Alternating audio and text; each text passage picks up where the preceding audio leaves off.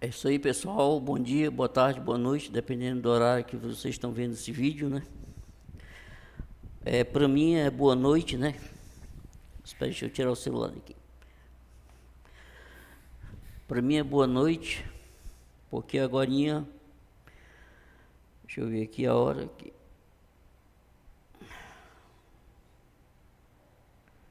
Deixa eu colocar aqui na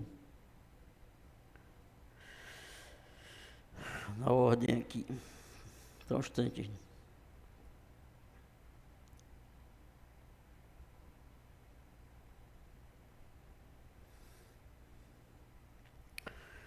Bom, muito bem.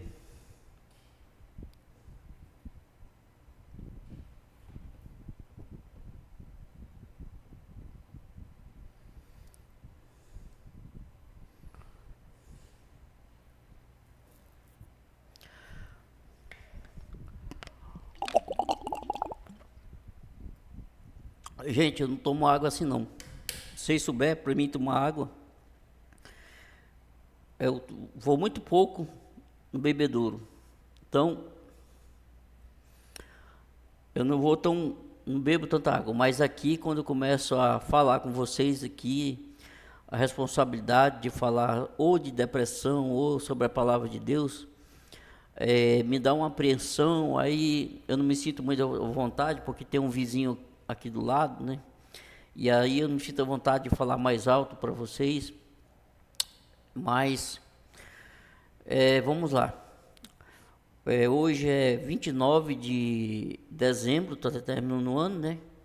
29 de dezembro de 2025, segunda-feira, né? Eu fiz um vídeo ontem falando sobre o que a Bíblia fala sobre os falsos profetas, né?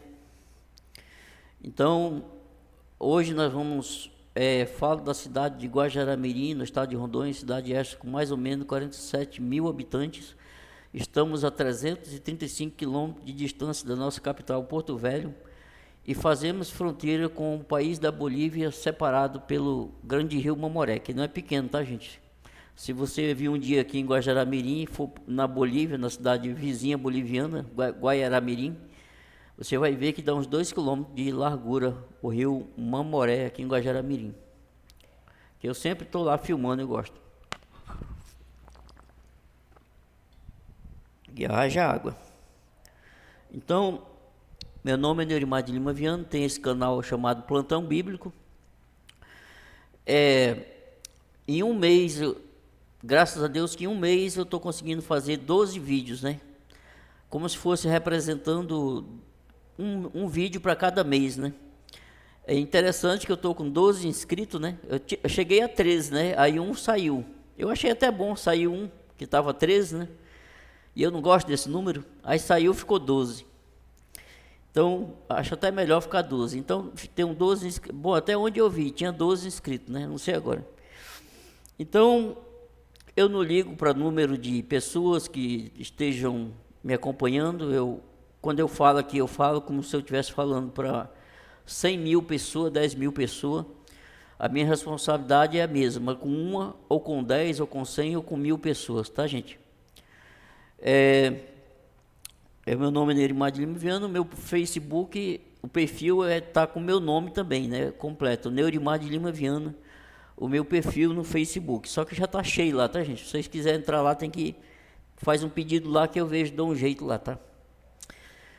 Então, gente, hoje o título de hoje eu vou mexer mais um pouco sobre o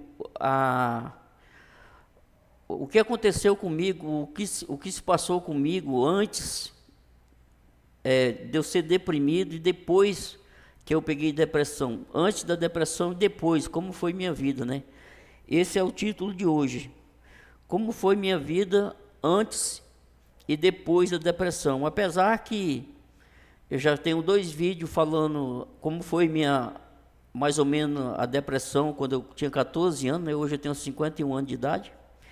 Faço completa idade no dia 30 de abril de 30 de abril, né? Eu nasci dia 30 de abril de 1974. Portanto, eu tenho 51 anos de idade, né? Graças a Deus. E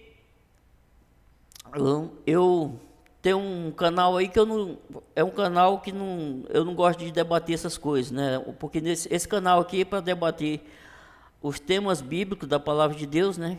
Específico, bíblico. E o outro tema é doença mental, ou mais eu debato mais sobre depressão, que é a enfermidade que me aflige, né, gente? A depressão é a enfermidade que me acometeu quando eu tinha 14 anos, só que eu só vim descobrir que eu tinha depressão em 2001, porque não havia tecnologia, não havia especialista naquele tempo. Em 1988, 89 não existia. Então, a gente vai refrisar mais um pouco como foi para mim conviver tão jovem, com 14, 15 anos, com uma depressão que eu não sabia o que era, mas que eu me maltratava e fazia eu ser maltratado pelas pessoas.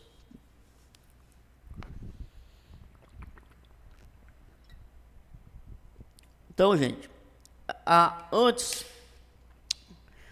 de eu adoecer, lá para o ano de 1980, entre 88 e 89, foi que eu adoeci. Eu tinha meus 14, 15 anos, estava mais para 14. Eu me considerava, me baseando com os outros colegas meus e meus irmãos, eu me considerava um menino quase normal, apesar que eu não era bem normal como os outros, né? Tem uma coisa que eu quero falar aqui, gente, para vocês, meus conhecidos, conhecidas, de longe ou de perto, de Guajará-Mirim ou não, que muitas vezes eu sou obrigado, por força das circunstâncias, a ter que falar o nome, não falo o nome da minha mãe, eu cito a minha mãe ou cito meu pai, ou cito irmãos meus, mas não que eu tenha gosto de falar alguma coisa ou denegrir a imagem deles, não, é porque muitos dos conflitos, muitos dos problemas psicológicos que acontecem na vida de muitas pessoas, antigamente, hoje e futuramente, estão ligados a conflitos familiares, entendeu? Então, famílias desestruturadas. Uma família desestruturada vai gerar uma outra família desestruturada, que vai gerar uma outra família desestruturada. E então, quando vocês veem eu falar de mãe ou de pai, eu não vou citar nome deles, vou falar assim, o que eu passei, né? Ou de irmão, eu não vou citar nomes. Eu vou citar, gente, por bem das pessoas que estão passando as mesmas coisas parecidas que eu, entendeu? Então, quando eu citar assim, o meu pai aconteceu assim com ele, eu briguei, eu com a minha mãe, eu me desentendi, ela me desprezou e tal, não é que eu queira denegrir a imagem dela, é que eu quero tirar a lição do que aconteceu comigo. Eu já perdoei ela, meu pai, eu só quero tirar a lição do que aconteceu para ajudar outras pessoas que possam estar vivendo o que eu passei, ou venham a viver, ou estejam vivendo atualmente o que eu vivi, ou já viveram no passado, mas as sequelas, que nem as sequelas vieram para mim e vão para todas as pessoas que têm conflitos familiares, principalmente as crianças, elas veem os pais quando são crianças. Todos nós, quando éramos crianças, nós não gostávamos de ver nossos pais brigando, né? Brigando, separando. Aí eles falavam, vou separar e brigar. Que nem cheguei a ver meu pai quando eu era criança, né? Arrumar mala e ir embora e depois voltar, e aquele conflito danado. A minha mãe parece que pegou uma raiva, que a minha mãe infelizmente pegou uma raiva da minha avó, mãe do meu pai, que apoiava o meu pai. E a minha mãe, com raiva do meu pai e da minha avó, começou... E aquilo que eu tenho que falar, gente, tá? Infelizmente. Começou, parece-me, que me maltratar, né? Porque minha avó gostava de mim, a mãe do meu pai. E não foi fácil. Enquanto eu era criança, eu não sabia o que acontecia. Mas quando eu comecei a chegar de 10 anos para frente, eu comecei a notar que eu tinha algumas coisas que eu não era normal, igual meus irmãos. Eu era mais perverso, até minha personalidade. Também não estou aqui para me vitimizar e dizer que eu era santinho, não, tá? Eu era travesso, me tornei até mais travesso do que meus irmãos. eu me tornei mais revoltado, mais perigoso do que meus irmãos, mas eu não sabia porque eu era daquele jeito, né? Mas Deus sabe que lá atrás, na infância, entendeu? Eu fui maltratado, eu fui tratado de uma forma que as sequelas, elas vão aparecer mais cedo ou mais tarde. Se uma criança é maltratada, se uma criança ela é estrupada, se uma criança ela é espancada psicologicamente ou fisicamente. A minha mãe gostava muito de usar palavras de maldição. Quando eu tinha 7, 6 anos, ela já gritava: tu é um ladrão, tu é um bandido. E, gente, eram palavras terríveis que a minha mãe falava, né? Uma vez a minha mãe pegou um tijolo, ela não gostava de uma irmã minha. Aliás, eu acho que ela não gosta até hoje, nem de mim, nem da minha irmã. A minha mãe tinha raiva dessa minha irmã, ela tinha uns 13 anos. A minha irmã, não vou falar nome aqui, né? Nós morávamos no sítio lá. Foi na época que eu peguei depressão também. A minha mãe pegou uns tijolos antigos que tinha aqui em Guajará-Mirim, pesado, e falou para minha irmã: eu quero que tu morra. E jogou esse tijolo no rumo da minha irmã, e por pouco não atingiu a cabeça da minha irmã, né? Ia ser fatal. Minha irmã mais velha. O que acontece? O tijolo não pegou, mas a minha irmã pegou uma malária. Naquele tempo dava muita malária, na 7ª linha do IATA, toda essa região, até em Guajará dava malária nos anos 80. Essas linhas tudinho, 1ª, 2ª, 3ª, 4ª, 5ª, 6ª, 7ª, 8ª, 9ª, 10ª linha do IATA, tudo dava malária, nos garimpos. Graças a Deus que a malária, faz uns 20 anos que eu não vejo malária em Guajará-Mirim, graças a Deus, mais de 20 anos, sumiu, graças a Deus. Então, mas naquela época, gente, era malária assim, principalmente no tempo da manga, não sei porquê, dava aquele monte de manga assim, e da cheia, né? A gente achava que vinha da água, né? A gente evitava até beber água do igarapé. A gente não sabe de onde vinha tanta malária. Então minha irmã pegou a malária, mas não foi uma malária qualquer. No início, porque todos nós pegávamos malária direto e se curava mais rápido. No início a gente achava que era só uma malária qualquer, né? Daquelas lá, de uma cruz, 2 cruzes, que a malária era separada por negócio de cruz, né? E tinha 2 tipos de malária, tinha a falcífera, que era a pior, a falcífera, e a viva. Essa viva era mais fraca um pouco, essa falcífera era mais mortal e mais perigosa. E a minha irmã pegou essa falcífera, e ela foi internada no Hospital Bom Pastor, depois meu pai levou para Bolívia, sobrava só para coitado do meu pai. E leva para um canto, leva para o outro, e nós já lá no sítio orando, eu tinha meus 13 anos, nós lá não tinha religião nenhuma, nem os peão, nem nós, o outro meu irmão que estava lá. Eu orava, os católicos lá, tinha uma senhora lá que fez até uma promessa, né? Ela já até faleceu, a dona Adelaide, né? Até faleceu, a dona Adelaide. A minha irmã estava tão, gente, na beira da morte, que essa dona Adelaide fez uma promessa para um santo lá dela, né? Da igreja católica lá. Lá, em frente do nosso terreno, lá onde nós morávamos, tinha uma igrejinha bem em frente, que tinha umas missas de mês em mês. Essas igrejas de área rural, o padre só vai de mês em mês. Bom, eu acho que é, né? Lá na nossa, lá era assim. Lá na nossa, não. Lá onde o pessoal ia, lá em frente do nosso terreno lá. Então, essa dona Adelaide, ela fez uma promessa que se a minha irmã fosse curada, ela ia para a missa descalça, né? A minha irmã ia para uma das missas lá, né? A primeira que acontecesse depois que a minha irmã estivesse bem, né? Já em condições de andar, ela iria descalça. Ah, isso foi fácil, né, gente? Aí quando a minha irmã estava já em condições de ir para a missa, ela foi para a missa descalça e, graças a Deus, está viva até hoje, né? Se foi a santa, se foi Deus, eu não sei, eu sei que ela foi curada. E tipo assim, gente, se você é mãe, cuidado com o que você fala com seu filho, se você é pai também. Porque muitos filhos e muitas filhas têm se tornado e se tornaram o que seus pais, o que as palavras dos seus pais têm falado. Se você fala palavras de bênção para o teu filho, para o teu neto, para o teu esposo, Deus vai concretizar. Mas se você ficar amaldiçoando a tua filha de prostituta, de puta, seja lá de que for, entendeu? De ladrão, chamando teu filho de ladrão sem ele ser, umas crianças ainda, você jogando maldição. O diabo atenta, eu quase virei ladrão. Saindo da minha história, da história da minha irmã aqui, graças a Deus, Deus curou ela, mas quase morreu, tá, gente? Ela chegou a 4 graus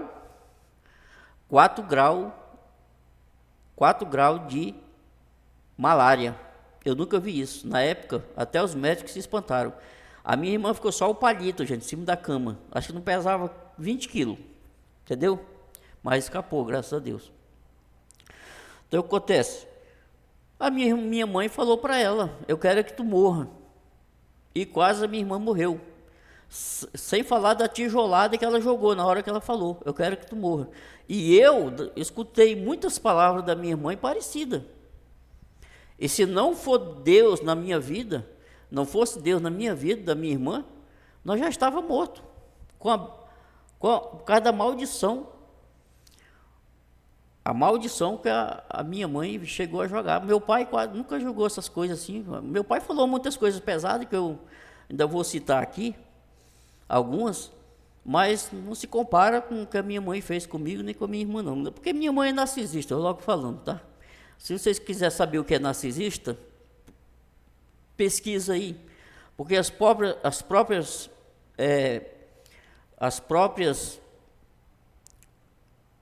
terapeutas, psicólogos que fazem esse tipo de vídeo, tem delas que falam o que sofreram na mão da mãe delas.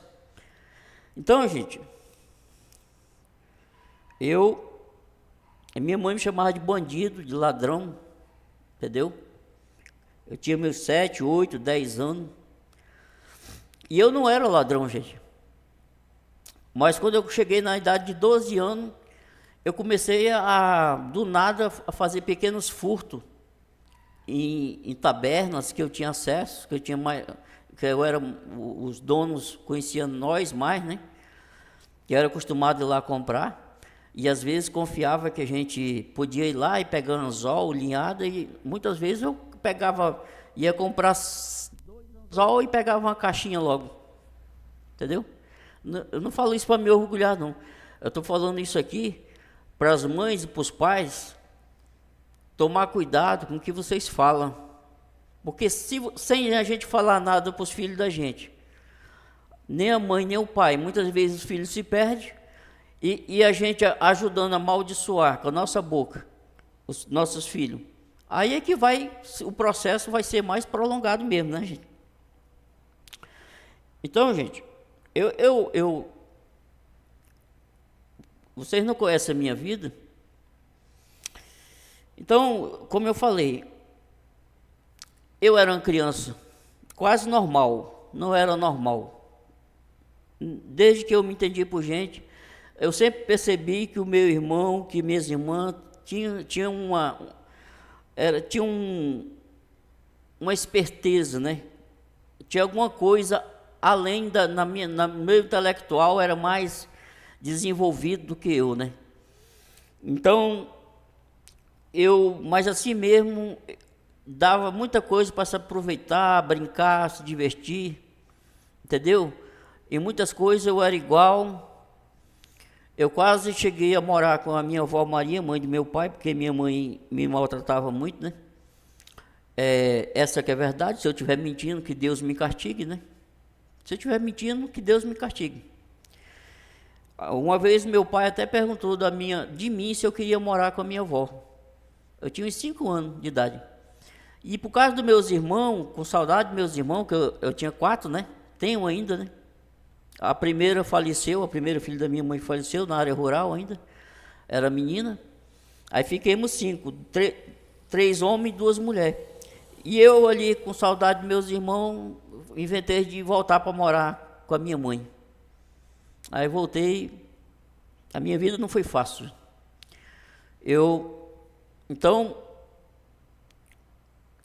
Se não fosse plano de Deus, eu falo para vocês, se não fosse plano de Deus, de Deus ter um plano na minha vida, de salvar a minha vida, de fazer de mim um instrumento nas mãos dele, eu não estaria aqui, gente.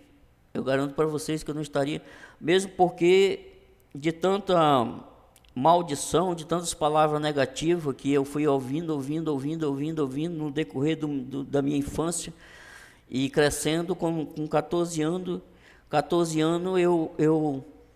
uma noite eu deitei e a minha alma praticamente saiu de mim, eu senti que saiu algo de mim. Eu cheguei aí no quarto do meu pai, já falei, é a terceira vez que eu falo isso aqui, é sinal que isso é verdade. E eu falei para ele que eu estava ruim. Nós morávamos 18 quilômetros aqui de Guajará.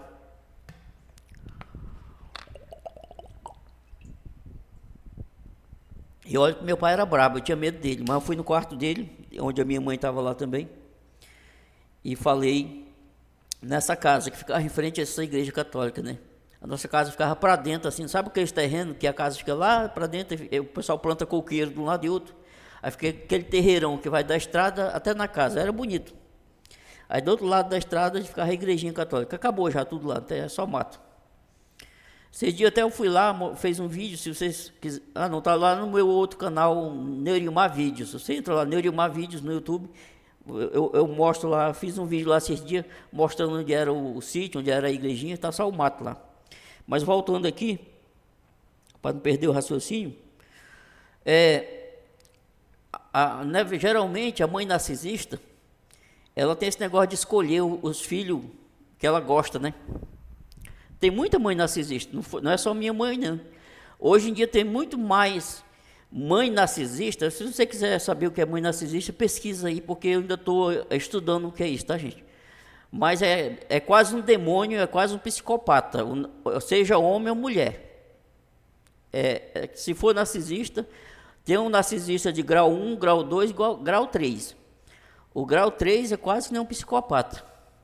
Quando ele não gosta de um filho, ele deseja a morte do filho, que nem a minha mãe.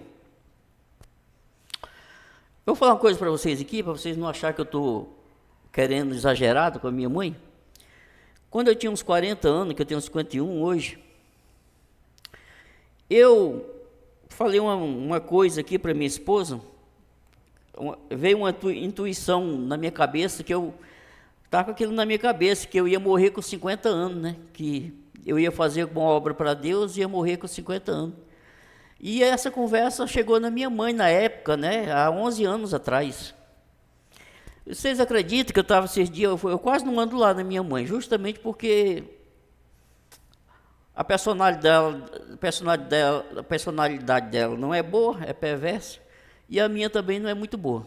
Ainda mais quando a da pessoa é uma personalidade perversa e safada. Desculpa a expressão. Então, eu estava lá na minha mãe e ela perguntou assim, e aí, Neurimar, tu não falou? Veja o que ela falou, isso está com uns 2 meses atrás. Eu estava lá, do nada ela falou assim, hein, mas tu não falou que tu ia morrer com 51 anos? Que é agora, ou com 50 anos, né?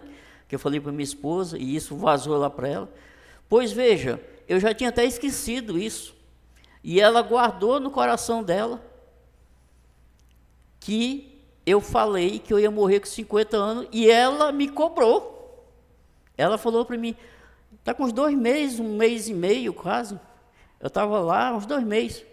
A minha mãe perguntou de mim, mas Neurimar, tu não falou que ia morrer com 50 anos? Tipo assim, cobrando. Por que tu não morreu? É como se falar assim, por que tu não morreu? Tu não falou que ia morrer? Gente, eu fiquei até sem jeito, não respondi, foi nada. Então, para quem acha que a minha mãe é um anjo, se coloca nessa posição aí. Eu, como filho, ter que ouvir isso aí da minha mãe. Acerca de mãe, eu tenho que falar uma coisa aqui. Muitas mães são boas. Eu vou dizer uma coisa para vocês, gente. A mulher que é ruim para o marido, ela é uma péssima mãe também e uma péssima avó, tá? a mulher que ela é uma má mulher, uma má esposa, a mulher que é uma ruim esposa, também ela é uma péssima mãe, e ela também vai ser uma péssima avó. A Bíblia diz que a mulher tola, está lá em Provérbio, acho que 31, Provérbio 31. A mulher tola derruba sua casa com suas próprias mãos, entendeu? Mas não é casa isso aqui, só alvenaria não. Quando a Bíblia fala casa, é a família, é o marido, é os filhos, é os netos, entendeu? Deixa eu ler uma passagem aqui, gente, para não ficarmos só na nossa palavra. Deus escolheu o profeta Jeremias, gente. Ele era novo, né? Eu não sei que idade, né?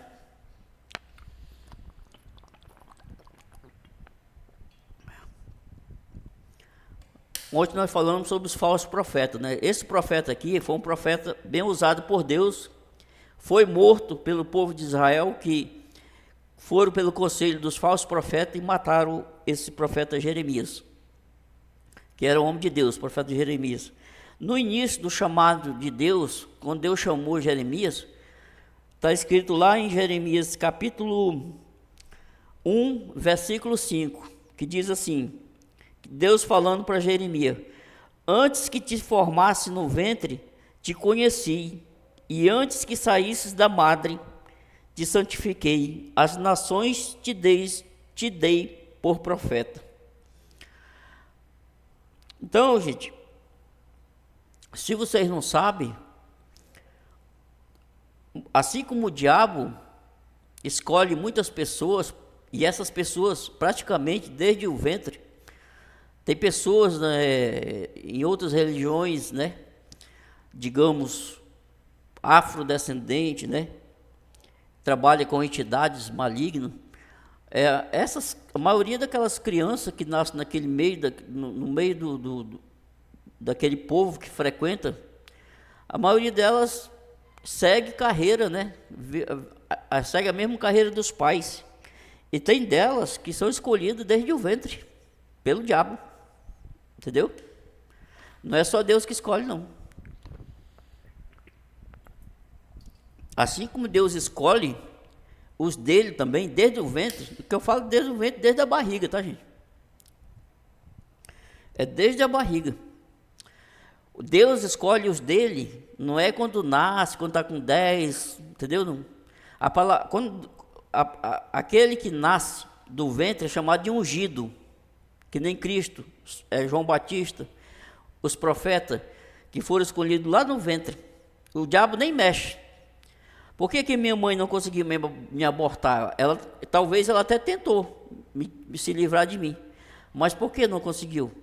Porque eu sou escolhido, a palavra escolhido quer dizer ungido. Entendeu, gente? Não estou aqui para me gabar, não. Se vocês souberem o quantas vezes Deus já me tirou da sepultura, não está com 20 dias, eu não estava com condições nem de falar aqui boa noite para vocês, de tão doente que eu estava, de depressão, recaída que eu tive. E agora eu estou falando 1 hora e meia, 2 horas aqui com vocês. Então isso é Deus que me levanta, é Ele que me dá força. Então, aqui no capítulo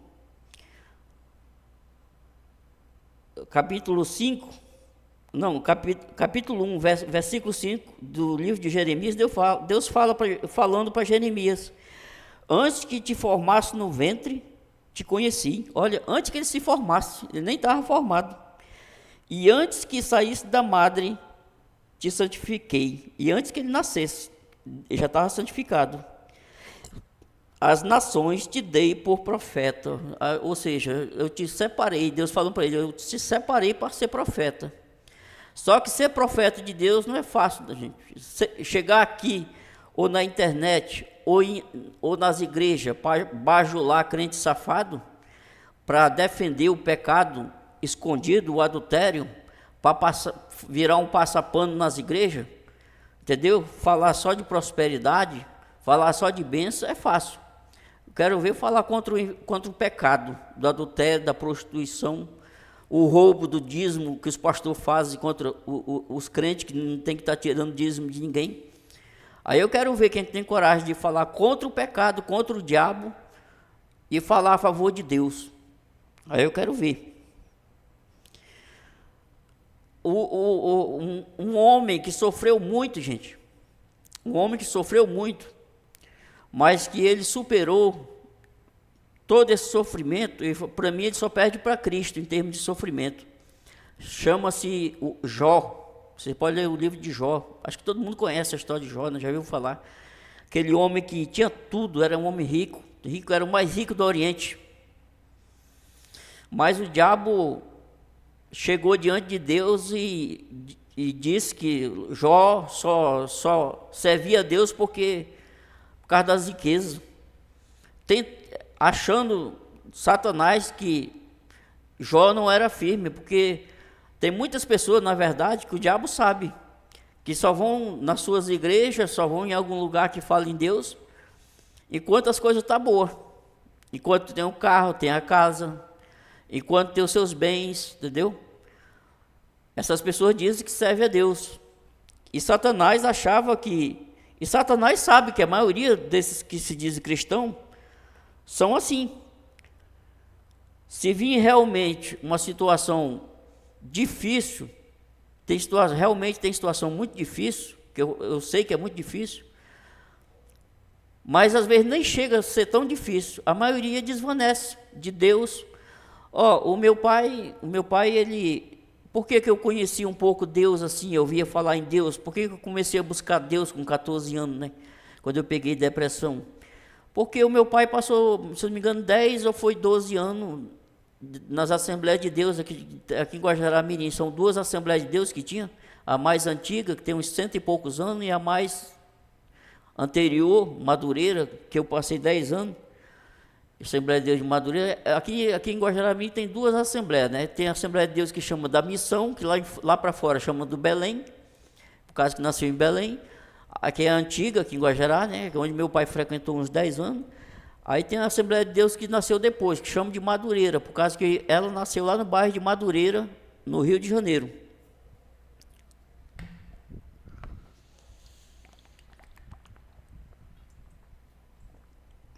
Então,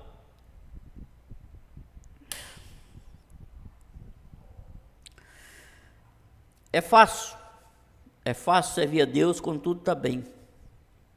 É fácil. Eu mesmo sei como é isso. Não é fácil servir a Deus quando as coisas estão mal, quando a doença chega na casa. Graças a Deus a morte não chegou na minha casa, mas chegou na casa de muitos. Chegou na casa de Jó, matou os 10 filhos dele. Ele tinha 10 filhos, 8 filhos e 2 filhas. Eu sei que era 10 filhos que ele tinha, né? E Deus autorizou que Satanás tirasse toda a riqueza dele. Satanás tirou a riqueza de Jó, tirou os filhos de Jó. Só que Jó falou: nu eu vim para este mundo e nu voltarei. Está lá no livro de Jó, no início ali, que você vê. Aí Satanás não conformado, porque Satanás não se conforma com o crente que não desiste, com a pessoa que não desiste. Ele diz: vou tentar de novo. Aí Satanás voltou lá em Deus lá e falou: se tu me permitir tirar a saúde dele, Jó tinha perdido tudo, gente, só tinha a saúde e a esposa. Aí Satanás foi na presença de Deus, que se eu não me engano, ele ainda tem acesso, se ele quiser ir até Deus, ele ainda tem esse acesso. E falar, pele por pele, tudo que o homem tem, ele dará pela sua saúde. Deixa eu tocar em Jó, que eu quero ver se ele ainda vai servir a ti, e ver se ele não vai blasfemar contra ti. Aí Deus permitiu, só não tira a vida dele, porque o diabo é assim, ele não pode mexer na tua vida se Deus não permitir. Se Deus falar assim, ele só vai ficar doente, mas tu não pode matar, o diabo não pode matar ninguém sem autorização de Deus, nem de Cristo, porque Cristo disse, depois que ele ressuscitou: eis que eu tenho na mão as chaves da morte e do inferno. Está lá em Apocalipse. Então, para alguém morrer, tem que ter a permissão de Cristo, porque a chave da morte e do inferno está na mão de Cristo. Então, gente, é muito fácil servir a Deus na bênção. Eu estou na benção agora, é fácil servir a Deus, é fácil orar, graças a Deus. Mas esse ano foi muita luta, algumas lutas difíceis. A minha esposa adoeceu em julho, se não me engano, lá para 16 de julho, passou 40 dias internado em Porto Velho. Teve situações que não só eu, todas as pessoas que estavam acompanhando achou que ela não ia sobreviver. E eu mais o meu filho aqui na nossa casa, lutando aqui, orando, buscando a Deus e pedindo oração de um e de outro. E com muita luta, minha esposa está aqui de volta, está bem, graças a Deus. Aí depois eu adoeci em outubro, 15 de outubro, entrei em forte depressão, parecia bruxaria na minha vida, queimando lâmpada aqui na minha casa, queimou 4 lâmpadas em 4 dias. Ataques espirituais, queimando tudo, atacando tudo, querendo destruir minha vida, trazendo os pensamentos negativos na minha cabeça direto, de suicídio, essas coisas. E eu queria criar esse canal e não dava, queria fazer o primeiro vídeo, não dava. E agora, graças a Deus, em um mês, em menos de um mês, eu estou fazendo 12 vídeos, para vocês verem. Então, a luta não é fácil, e para ir para o céu não é fácil também. Então, minha vida, antes de eu pegar depressão, foi de uma criança, assim, não muito sadia, barrigudo, cheio de verme. Quantas vezes a minha avó Maria não me levava no carro Chaga, naquele tempo era muito equipado, eu era pequenininho, eu lembro. Ela mandava até fazer cocô fora antigamente era aquele sanitáriozinho aqui, de tábua, gente, sabe? Não tinha essas coisas de banheiro dentro de casa, não. Aí a minha avó mandava fazer o cocô fora para ver se ainda tinha verme, eu lembro. Ela cuidava de mim. Eu tenho umas fotozinhas aqui, por aqui, do tempo que eu estava na minha mãe, que você vai ver minha barriga, dá o dobro do meu corpo, a barriga, só de verme. Então, eu não era bem cuidado, entendeu? Eu sobrevivi de teimoso. Inclusive, gente, vou falar uma coisa que o meu pai me falou uma vez lá no sítio, que eu lembrei agora, né? Eu estava com uma depressão danada, eu estava com meus 18 anos, eu estava muito deprimido, estava acontecendo muita coisa ruim na nossa família, não só na minha, que eu já estava deprimido, na nossa, né? Aí meu pai de manhã, eu acordava tarde por causa da depressão, né? Eu não fazia tratamento, eu vim fazer tratamento em 2001, isso era lá para 93, e toda a minha família já tinha vindo embora lá da fazenda, só tinha eu da família dele, eu e ele e os peão que estavam lá, né? Não, nesse dia a minha família ainda estava lá, minha mãe estava indo com ele, que ele era assim, ele ia dormir à noite e vinha para a cidade por causa do ferro velho que ele tinha aqui, né? Aí à noite, 6 horas, ele ia para o sítio, para a fazenda, onde eu estava morando lá, e quando era de manhã, ele fazia o almoço e o quebra-jejum dos peão e voltava para a cidade, para o ferro velho dele aqui, que ele tinha um ferro velho na época. Gente, eu era ingênuo demais, eu não entendia de nada, eu era calado.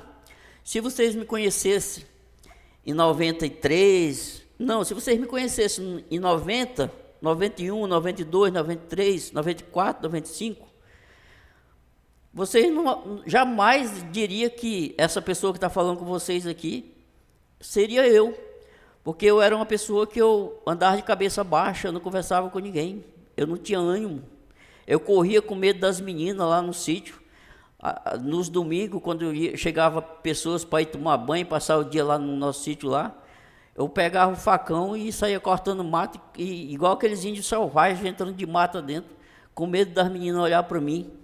Aquelas meninas assim de 15, 14 anos, eu tinha mais ou menos meus 17 por aí, né? E muitas vezes, quando eu teimava de ficar lá no sítio, com essas famílias que chegavam, aí começava a olhar os meus irmãos e irmãs e falar, esse ali é seu filho, esse ali é seu filho e tal. Aí eu pensava comigo, já vai chegar em mim, quer ver?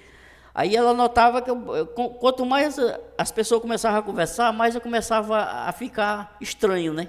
Me fechar, baixar a cabeça, e até que a pessoa olhava para mim, ou uma mulher, geralmente era mãe. E esse ali é seu filho? Ele é tímido, né? Ele não fala. Aí minha mãe, ele é doente. A minha mãe, eu não sei o que ele tem. Aí, gente, eu fui ficando com raiva desses negócios de, e esse ali é tímido, ele é caladinho, né? Eu amolei um facão. Todo domingo, quando eu via que chegava gente, principalmente se chegasse só macho, eu ficava, né? Não era que eu era gay, gente. A depressão era tão forte que eu criei até trauma de medo de menina, entendeu? De encarar, de conversar, eu não de jeito nenhum. Que nem o pessoal diz.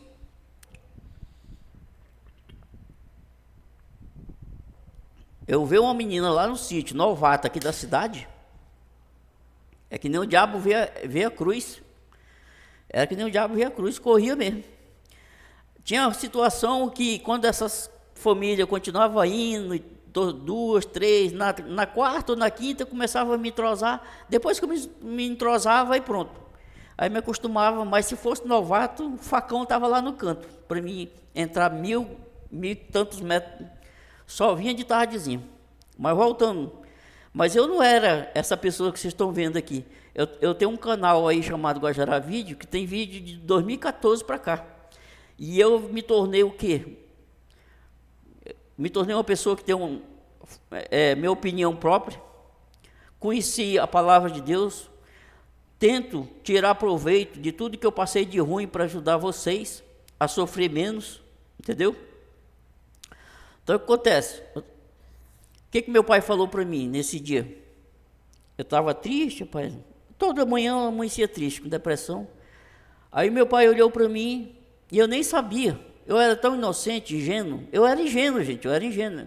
Eu vim aprender alguma coisinha de 98, 2000 para cá. Quando a internet começou a entrar, lá no sítio tinha 3 mapas do mundo, do Brasil e de Rondônia. De papel grandão assim que estava na parede. Devido a eu ter depressão, eu ficava mais cozinhando para os peão. O resto do tempo eu ficava lendo as capitais do Brasil, do mundo e de Rondônia, e as cidades de Rondônia. Eu sei as capitais de todos os estados do Brasil. Eu sei as capitais de todos os países sul-americanos. Eu sei as capitais da metade das capitais da Europa e várias capitais da Ásia, não sei todas, mas de tanto eu ficar lendo aqueles mapas, eu memorizei a cidade todinha, quase de Rondônia. Eu vou até comprar de novo para mim e para o meu filho, porque é muito bom, geografia.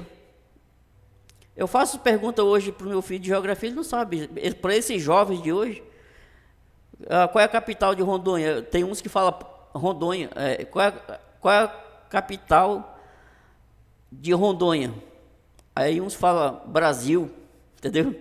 A capital de Rondônia é Porto Velho, a capital do Acre é Rio Branco, a capital de Roraima é Boa Vista, a capital do Amazonas é Manaus, a capital do Amapá é Macapá, a capital do Pará é Belém, a capital do Tocantins é Palmas, a capital de Minas Gerais é Belo Horizonte, a capital de São Paulo é São Paulo, a capital do Rio de Janeiro é Rio de Janeiro. A capital do Paraná é Curitiba, a capital de Santa Catarina é Florianópolis, a capital do Rio Grande do Sul é Porto Alegre. Aí se eu for jogar para o Nordeste, né? Aí a capital do Espírito Santo é Vitória, a capital da Bahia é Salvador, a capital de Alagoas, Maceió, a capital do Sergipe. A capital de Sergipe esqueci agora. A capital de Sergipe. A capital do Ceará é Fortaleza. A capital da Paraíba é João Pessoa. A capital do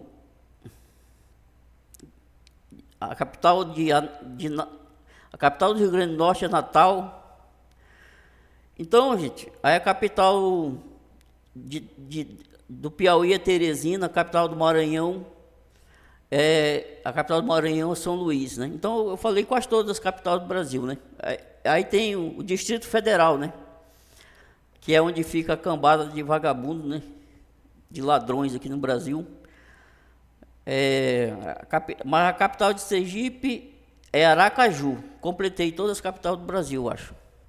A capital de Rondônia, a capital de Rondônia é Porto Velho. Capital do Mato Grosso, Cuiabá. Capital do Mato Grosso do Sul é Campo Grande. Eu acho que eu completei. Aí, se eu for falar das capitais dos países sul-americanos, vou levar muito tempo. Mas como eu estava falando para vocês, Jó foi tirar todas as coisas que ele tinha, os seus bens, seus filhos. Depois Satanás tirou toda a saúde dele. E Jó não blasfemou, se sentou na cinza. E a Bíblia diz que ele juntou um pedaço de caco, de telha, e ficou se coçando. Era doença por tudo quanto era canto, se explodindo, papocando doença no corpo dele. Mas ele não blasfemou. E a Bíblia diz que no fim, e Jó, no livro dele, ele fala: eu sei que meu Redentor vive e por fim se levantará por mim. E muitas vezes na luta eu falo: eu sei que o meu Redentor vive e, por fim ele se levantará por mim. E Jó falou também. Então, uma das palavras que Jó ficou bem marcada é essa: eu sei que o meu Redentor vive. Então, quem é que vive? É Cristo. Por que nós vencemos? Porque Ele é vivo, porque Ele vive. Tem até aquele hino: porque Ele vive, posso crer no amanhã. Então, Jó podia cantar esse hino: porque Ele vive, posso crer no amanhã. E Jó venceu.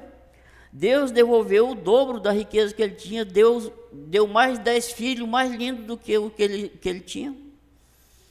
E a Bíblia diz que ele viveu ainda mais de não sei quantos anos, muito, o dobro dos anos que ele tinha. Mas não é todos nós que estão preparados para passar o que Jó passou.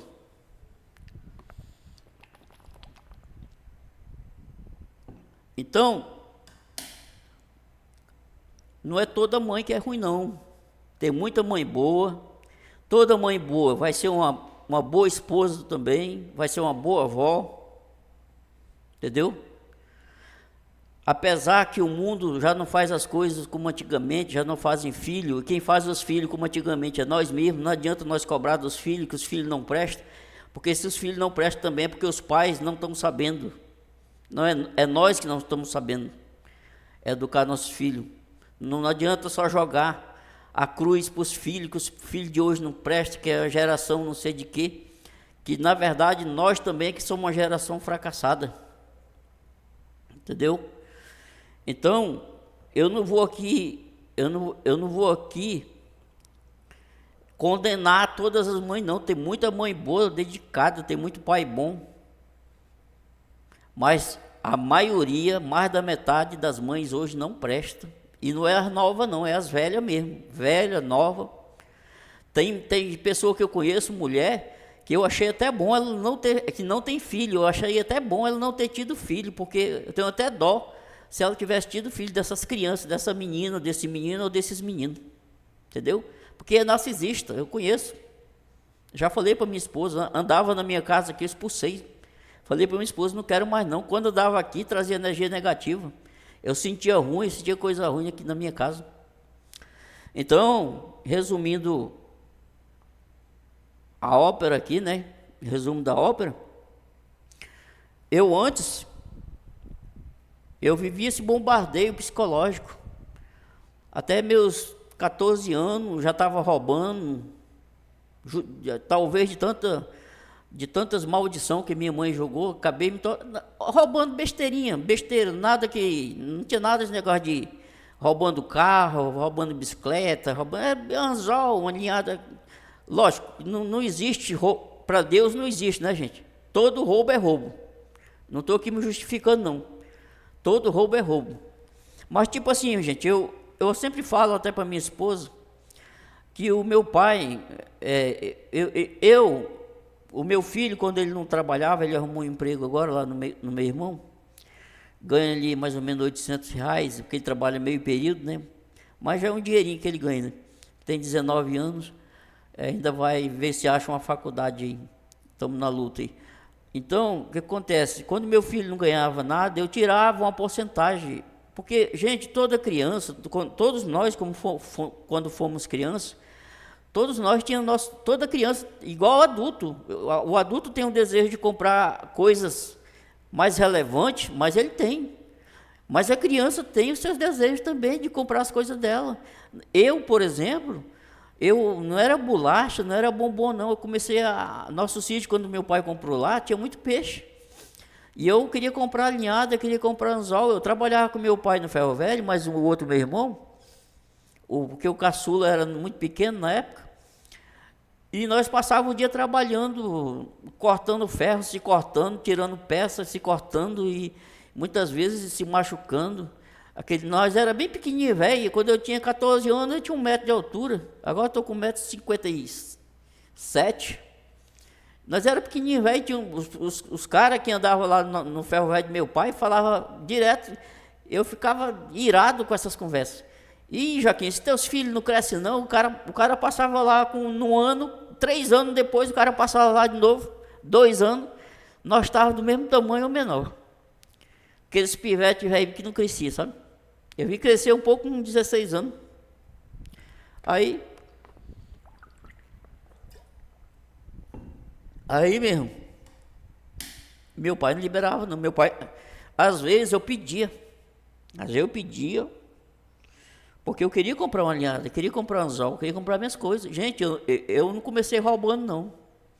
E você tome cuidado também, porque muitas vezes o seu filho não quer roubar. E uma coisa que minha mãe pensava e meu pai, e que eles erraram a vida toda, é que eles achavam que eu roubava em casa. Se tem um lugar que eu nunca roubei, Deus está no céu. Ele pode me matar. Foi dentro da minha casa, eu nunca peguei nada. Muitas vezes, quando eu recebia o meu aposento, eu pegava um dinheirinho e dava para o meu filho, porque eu sei que toda criança tem um sonho de comprar uma bolacha, um negócio ali. Eu dava 20, 30 para o meu filho, reais, porque eu lembrava como era no meu tempo. Eu trabalhava e eu tinha que, às vezes, eu fazia algum serviço para algum carro, botar um pisca, um farol. Aí eu ganhava ali de alguém que foi fazer conserto lá no ferro velho.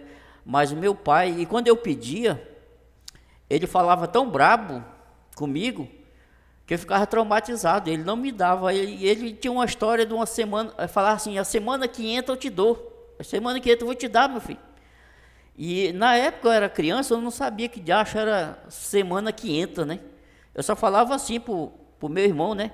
Rapaz, eu pedi um dinheiro do papai lá, ele disse que na semana que entra, mas nós não sabíamos. É que o nordestino, ele tem uma linguagem diferente. Por exemplo, a minha sogra, que é cearense, ela no lugar do deixa eu ver, no lugar do V, ela sempre coloca o R, rala-me Deus. Aliás, todos os barrosos aqui, parente dela, quando eles estão juntos, às vezes, Deus perdoe no velório, que é onde se junta mais, mas eles pulam o V e põem o R por cima. Rala-me Deus. Já o meu pai, eu não entendi o que era essa semana que entra. Mas, na verdade, ele queria falar semana que entra, que semana que vem, né? Aí, eu ficava esperando essa tal semana que entra. Ela nunca chegava. E aí, gente, no meio do desespero, às vezes, eu comecei a me arriscar e fazer coisa indevida que eu não deveria fazer. Inclusive, eu vou contar uma história aqui que é muito triste, que aconteceu comigo devido a minha mãe tem uma história que ela conta, quando ela contava, ela gosta mais de um irmão meu, sabe? Um irmão meu, do que de mim e de uma irmã minha. Ela gosta mais de uma irmã minha, caçula, e de um outro irmão meu mais novo. O narcisista é assim, ele escolhe os filhos que ele quer preservar e tal, e ele escolhe também aquele que ele quer como bode expiatório. O filho que a narcisista não gosta é aquele que o outro filhinho querido dela derruba um copo, mas quem apanha é o outro, que nem sabe, nem viu o copo cair. É desse jeito que acontece. Então, eu nem falei que meu pai falou, né? Então, eu estava lá no sítio de manhã, ali meu pai se preparando para vir embora, e os peão ali se preparando para ir para o mato, e eu por ali. Meu pai chegou no meu rosto, na minha cara assim, e ele falou assim: você veio de encomenda. Falou assim: você veio de encomenda. E eu doente de depressão, um monte de coisa ruim, espírito ruim, opressão, desânimo. Eu não entendi, porque na época eu vim entender isso uns 15 anos depois, vendo coisas na internet, lendo a Bíblia, que eu vim aprender muitas coisas, vocabulário. Mas na época eu não entendia. Eu fui para a roça, mais um peão, um cearensezinho, mais baixo do que eu ainda. E eu fiquei intrigado. E lá nós capinando os abacaxi lá, eu falei, o apelido do rapaz era Nada, né? Nada. Justamente porque ele era baixinho. Ele, quando nasceu no Ceará, ele nasceu pequenininho. Aí botaram o apelido dele de Nada. Aí ele tinha esse apelido, mas o nome dele era Raimundo, né? Aí eu falei, eu tinha mais ou menos 18 anos, ele tinha 23. Eu falei, Nada, o que é vir de encomenda? Porque meu pai hoje falou que eu vim de encomenda, mas eu não sei. Eu não sei se ele não sabia, mas eu acho que ele sabia, porque ele era bem entendido.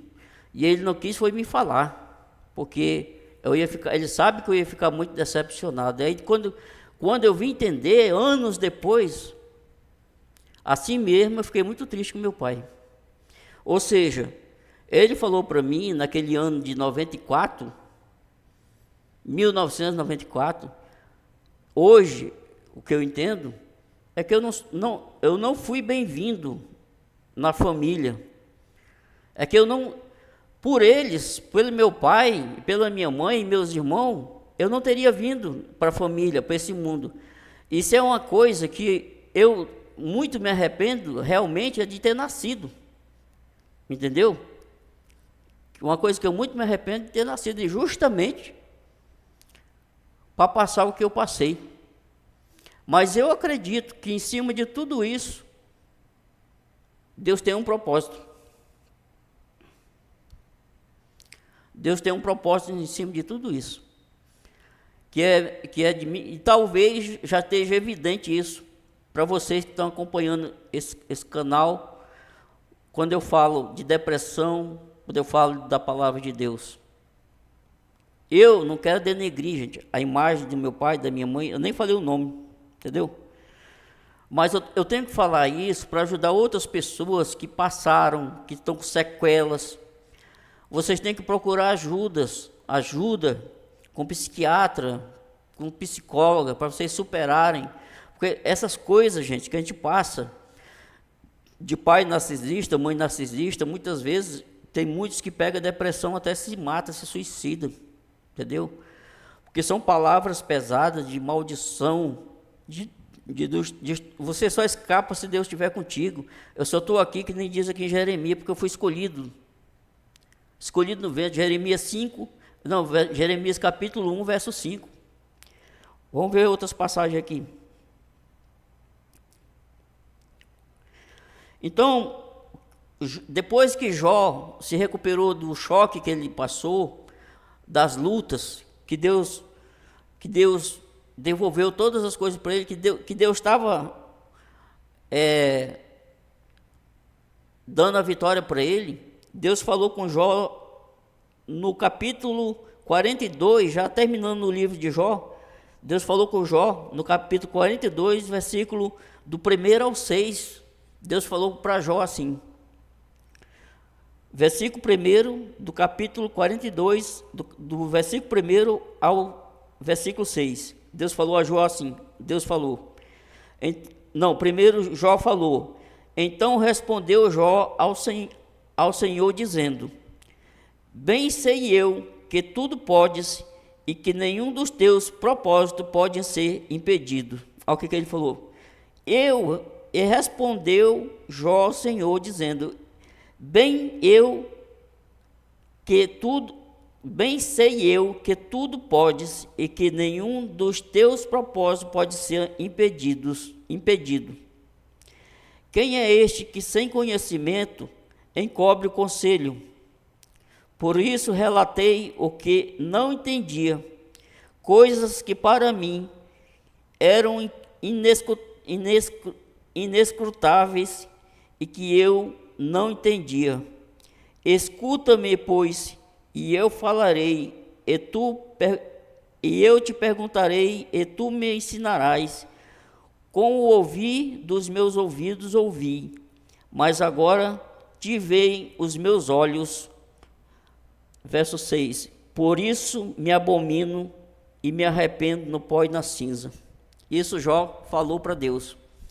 No livro de Jó, capítulo 42, do verso 1 ao 6. O que Jó quis dizer aqui, gente? Deixa eu ver aqui. 1 minuto e 16 segundos. Ou 1 hora e 16 segundos. Jó acabou de falar aqui que depois de toda essa prova, dificuldade que ele passou, perdeu tudo, perdeu os filhos, e Deus deu força para ele superar tudo isso, e Deus não abandonou ele, e ele também não abandonou Deus, porque o meu pai, eu esqueci de falar, o meu pai, ele abandonou na época a religião dele, né, denominação Assembleia de Deus, mas até aí para mim tudo bem, você pode abandonar qualquer denominação, seja evangélica, católica, candomblé, que seja maçonaria, o que você não pode é abandonar Deus. O meu pai abandonou a Igreja Assembleia de Deus e abandonou a Deus. Esse é o problema. Eu abandonei a denominação faz 20 anos, mas eu me apeguei mais a Deus, eu fiz o contrário, eu me apeguei mais a Deus. Então Jó diz aqui, então respondeu Jó ao Senhor, dizendo, bem sei eu que tudo podes e que nenhum dos teus propósitos pode ser impedido. Quem é este que sem conhecimento encobre o conselho? Por isso relatei o que não entendia, coisas que para mim eram inescrutáveis e que eu não entendia. Escuta-me, agora ele pedindo a Deus, escuta-me, pois, e eu falarei, e eu te perguntarei, e tu me ensinarás.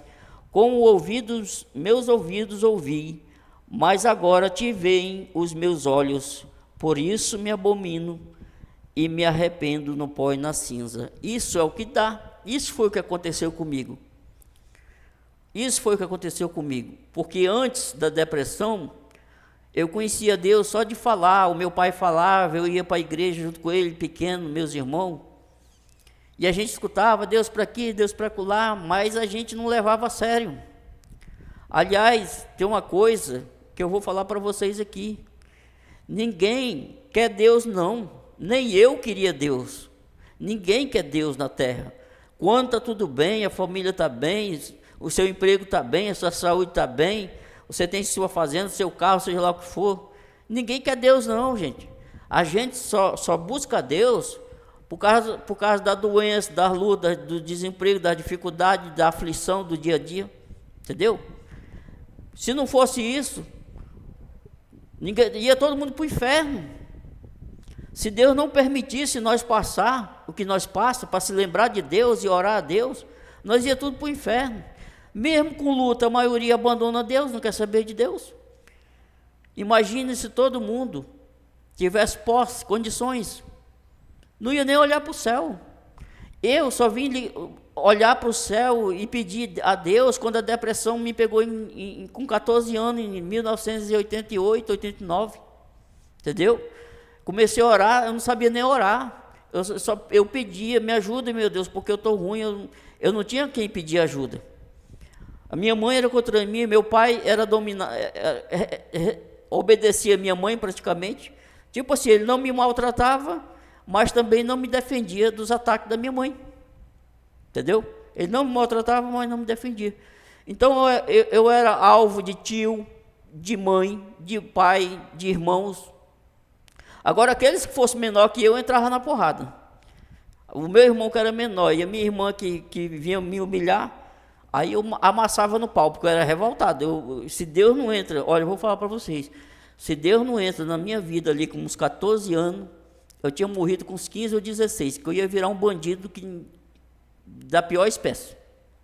Eu ia virar Gente, a minha personalidade não é boa, não. É porque Deus entrou na minha vida, é porque Deus não quer que eu siga os planos que Satanás queria na minha vida, de me transformar em um monstro. Assim mesmo ele ainda tenta, assim mesmo eu lutando com Deus. Muitas pessoas tentam fazer da minha imagem um monstro, entendeu? Uma pessoa, um louco, um doido. Mas ninguém vai olhar a minha vida, como foi a minha vida, o que eu passei, para mim saber o porquê de cada revolta, de cada aflição, de cada angústia que eu estou passando. Venha na minha casa, saber da minha boca, que eu conto para você, faço questão de falar para você o que eu passei na minha vida, quero saber se você passou menos da metade. Então Jó falou aqui, eu te conhecia só de falar, e eu conhecia Deus, e muitos de vocês só conhecem a Deus só de falar.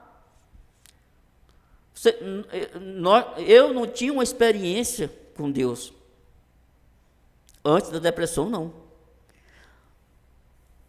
Gente, você só vai ter mudança na tua vida espiritual, você só vai ser realmente um servo de Deus, um crente real, não é quando você entrar em religião nenhuma.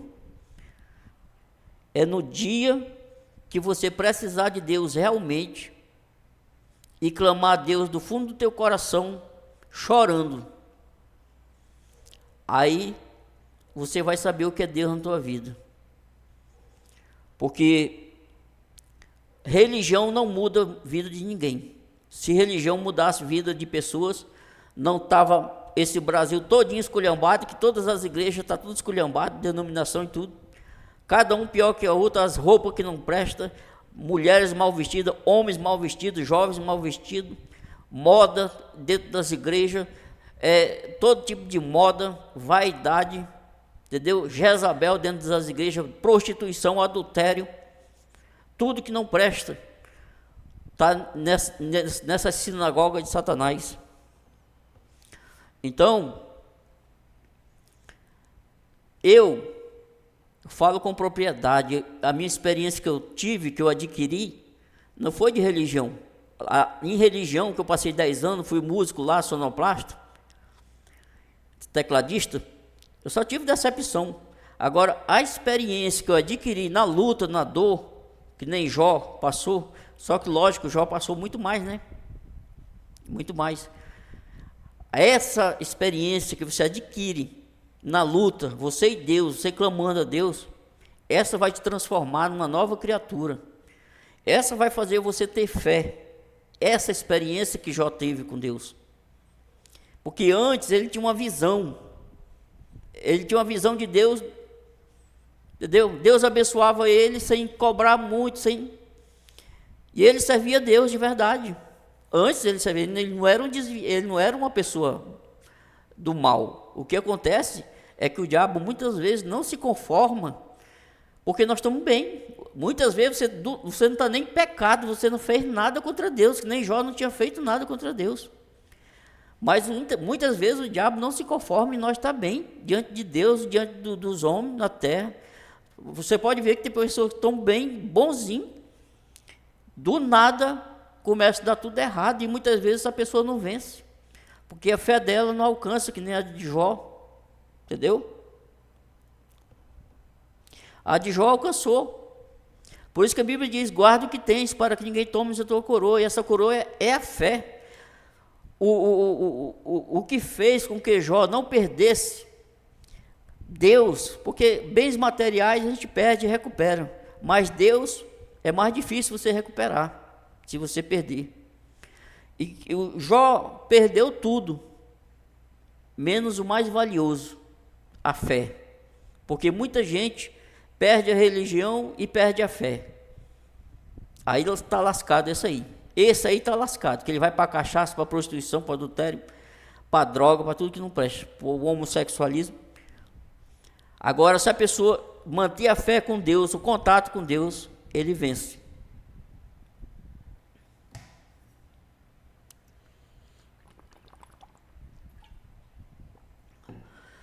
Então, o que aconteceu comigo?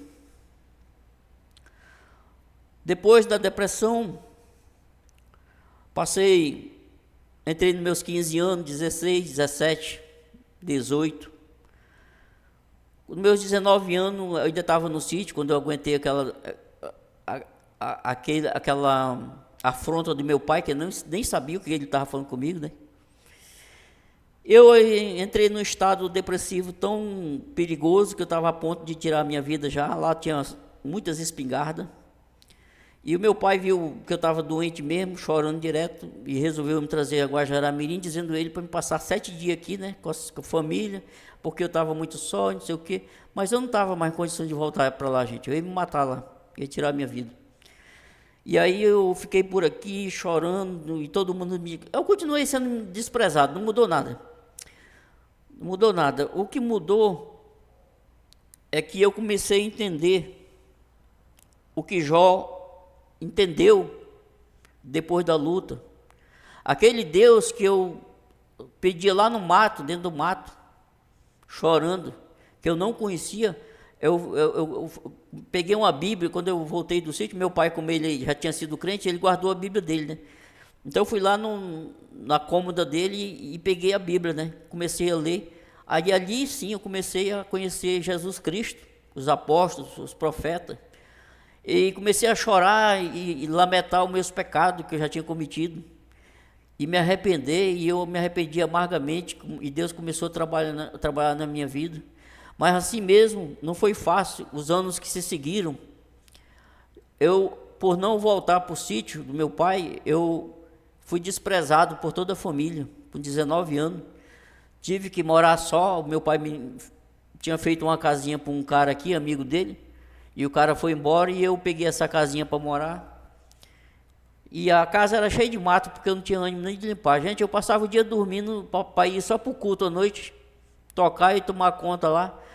Por isso que o meu corpo aguentou mais, porque para quem passa fome, porque eu fui abandonado em tudo, ninguém me dava, meu pai não me dava rancho, não me dava nada, e eu não tinha condições de trabalhar. Eu passei 7 anos até casar, passando necessidade. Tinha dia que comia uma coisa, com 2 dias eu comia outra coisa, com 3 dias eu comia. Mas eu não desisti da fé. O diabo queria que não, você não vai aguentar a fome, você vai roubar, você vai voltar para o seu pai, você vai se humilhar. Até que se humilhar para o pai não é ruim, né? Mas a minha opinião, eu estava muito magoado. E Deus me levantou nesse mundo é para guerra. Eu aguento guerra, graças a Deus, no Espírito. E Deus me preparou como se diz? Deus me preparou na forja dele.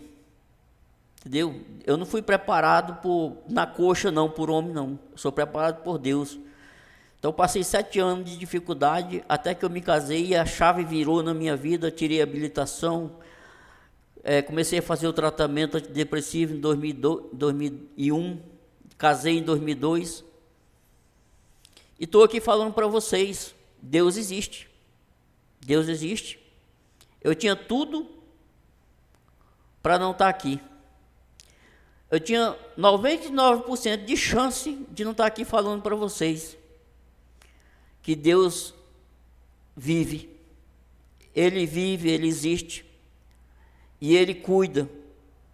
Se você é um escolhido de Deus, valorize essa escolha. Não desista por pouca coisa, nem por muita coisa. Persevere na fé, na esperança. Deixa eu ver mais algum versículo aqui.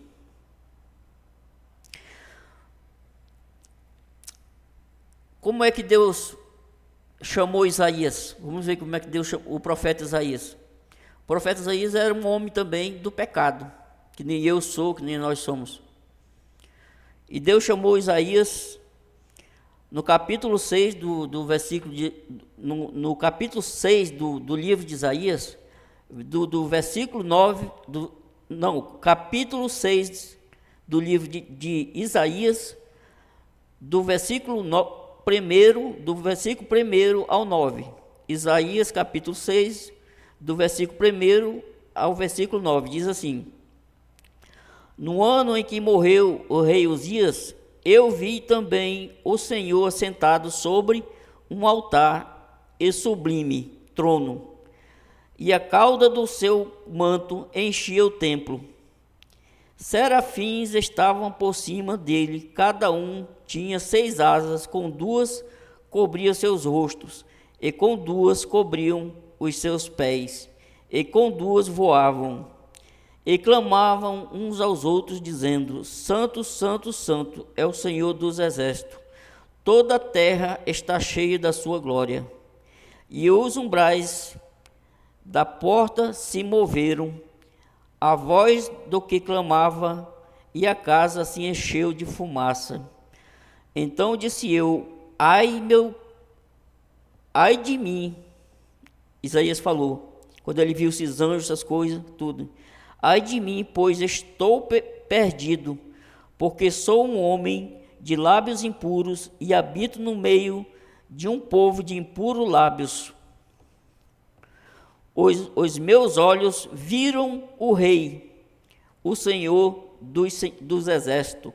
Porém, um dos serafins voou para mim, trazendo na sua mão uma brasa viva, que tirara do altar com uma tenaz, e com a brasa tocou a minha boca, e disse: Eis que isto tocou teus lábios, e a tua iniquidade foi tirada, e expiada o teu pecado. Depois disto, ouvi a voz do Senhor, que dizia: a quem enviarei? Aqui, Deus perguntando: a quem enviarei, e a quem há de ir por nós? Então disse eu, Isaías falou, então disse eu: eis-me aqui, envia-me a mim.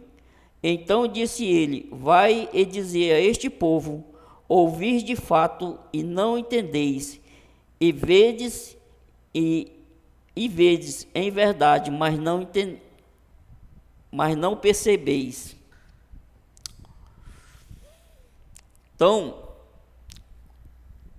a santidade de Deus é tão grande que nós morremos se nós ficar próximo de um anjo. Por isso que o anjo cobria o rosto dele, para Isaías não ver. Isaías não estava purificado ainda do seu pecado, e ele reconheceu. Ele falou aqui que estava perdido, e os olhos dele viram o Senhor.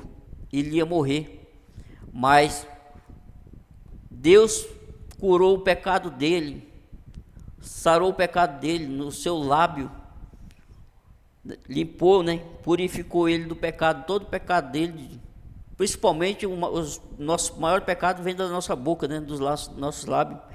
E porque como ele ia ser um profeta de Deus agora, ele precisava de um novo vocabulário.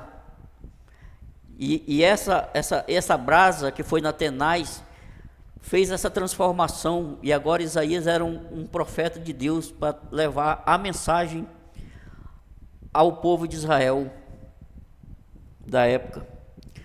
Gente, fazer uma ressalva aqui, porque é tanta coisa que a gente passa, a gente que é deprimido, que passa por depressão, passou.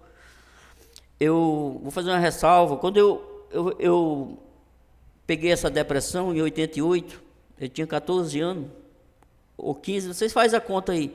Eu nasci em 1974, eu peguei depressão com 14 anos. Eu nasci em 74, peguei depressão com 14. Então vocês fazem a conta, acho que foi 88, 89. Eu ainda estava no outro sítio aqui, o primeiro sítio que o meu pai comprou ali na 7ª linha do Iata, lá pelos anos 1986, 87, por aí. 86, por aí. E na época eu estava cozinhando, gente, antes de eu deprimir, antes de eu pegar essa doença, que na época eu não sabia o que era. Eu vim saber em 2001, quando eu fui a Porto Velho, levado pelos outros, não foi nem família minha, foi pelo estranho. Então, para vocês que estão acompanhando esses vídeos sobre depressão, eu estou falando muito da minha situação que eu passei, porque muitos de vocês podem estar passando ou podem vir a passar, e vocês saber que isso é proposital, isso é diabólico. Essas pessoas, mãe, pai, que faz essas coisas, muitas vezes é o próprio diabo que está usando essas pessoas para fazer você desistir, para fazer você dar um fim. Não faça isso. Se você puder sair, se não puder sair, fique, peça a força de Deus. Mas se você tiver condições de sair de perto, saia, senão você vai ser destruído. É isso que eu peço. Peça muita força a Deus, porque essas pessoas têm um poder diabólico tão forte na língua, nas suas palavras, que eles são capazes de destruir pessoas só com as suas palavras.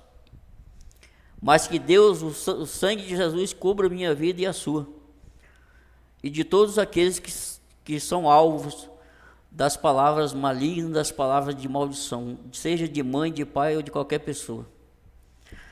Gente, eu quero falar aqui, é um sintoma que um dos sintomas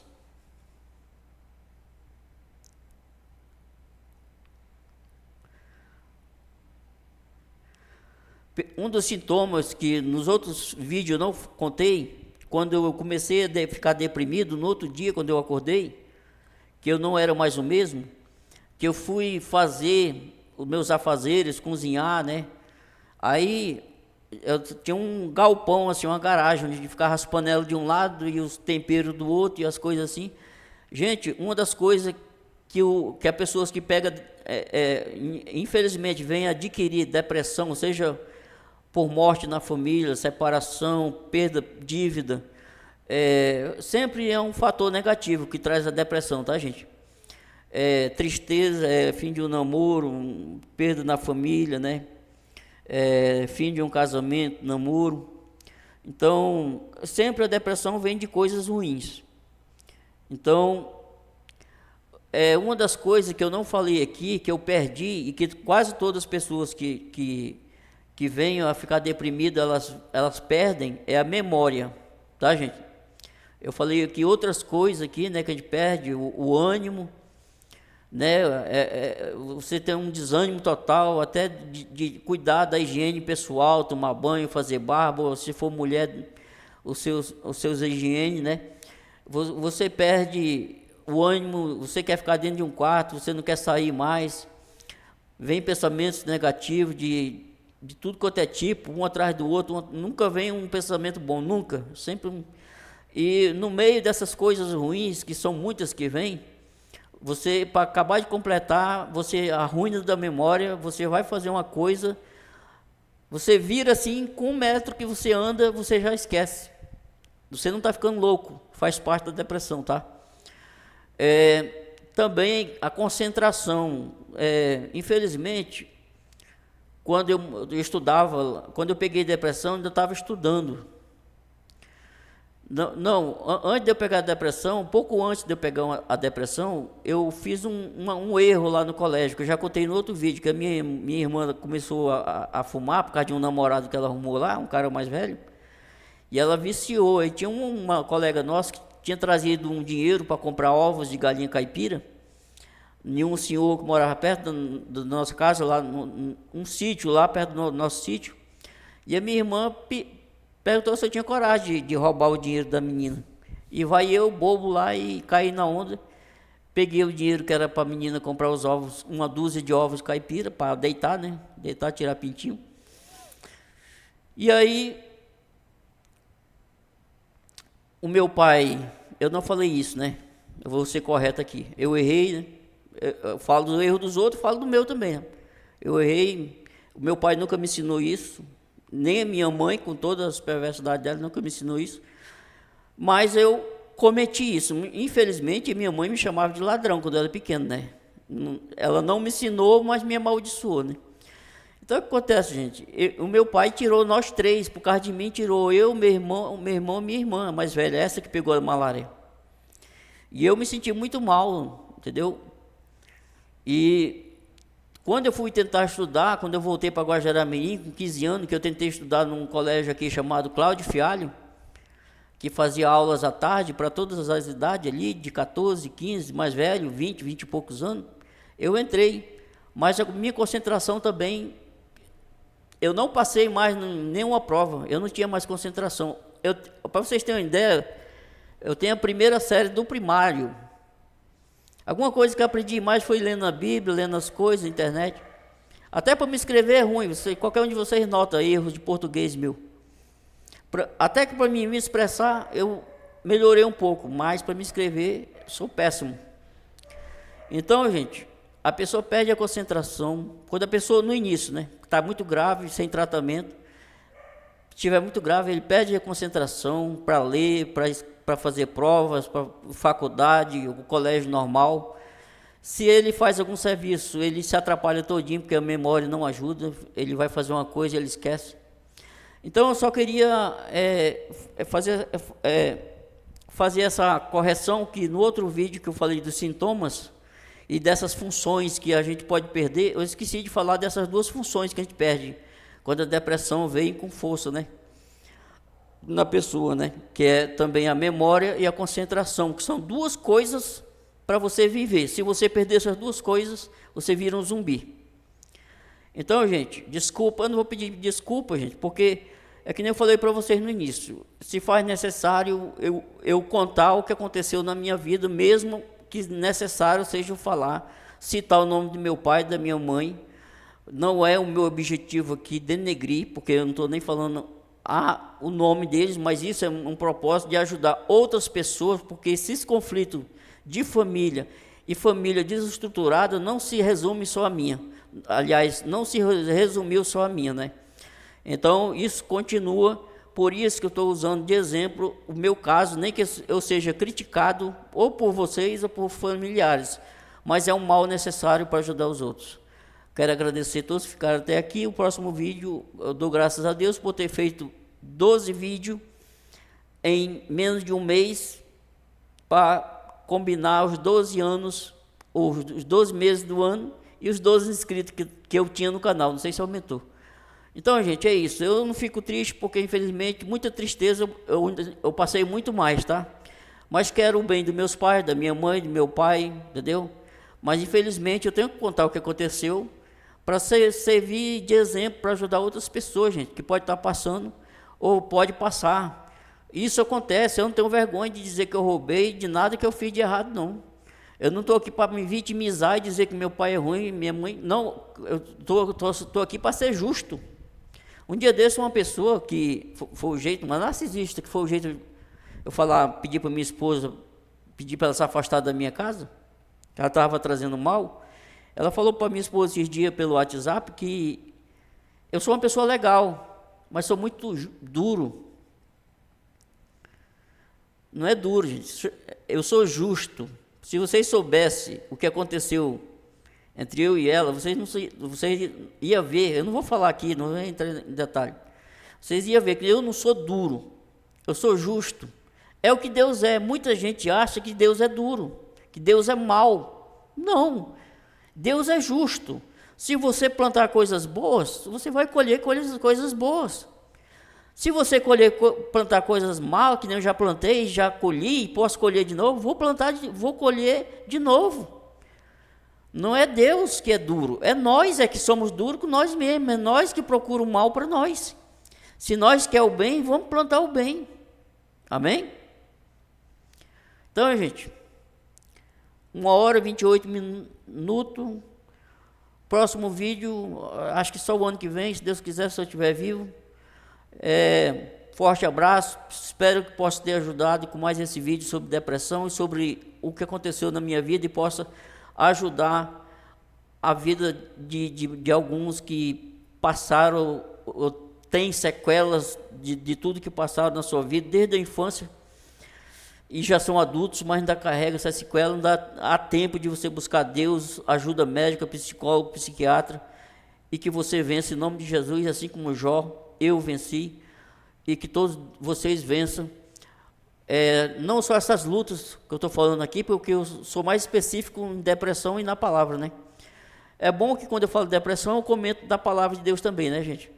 E quando eu falo da palavra de Deus, geralmente eu não falo muito de depressão. Mas é os dois assuntos que eu quero abordar aqui, que faz parte desse canal, que é a marca desse canal, né? É falar da Bíblia, dos temas bíblicos e sobre depressão. O próximo vídeo, gente, sobre a palavra de Deus, eu vou trazer aqui os personagens da Bíblia que eu descobri que tinha depressão, ok?